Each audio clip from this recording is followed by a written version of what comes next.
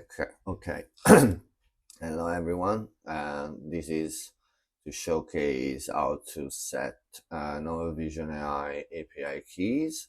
The first thing, you want to go to OpenRouter and log in, and with your favorite account. I will use Google for that, and the link is already designed. It will be redirecting you to the page where you can get the API key. You create one, you give, I don't know, a name, and you just copy it, go back to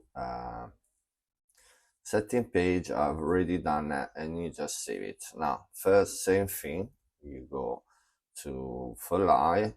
These are for image generation and for the Vision Studio AI, and also it will redirect you straight away where you can create a key, same way, just create API key, copy it, and go back to settings and just save that as well.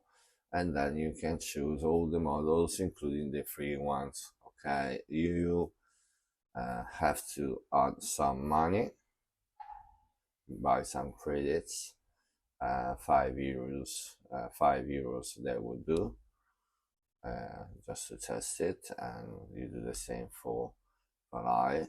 You add your billing account, add billing account address here, and you don't necessarily need to buy $10. You can also buy 5, okay, or 3, I believe.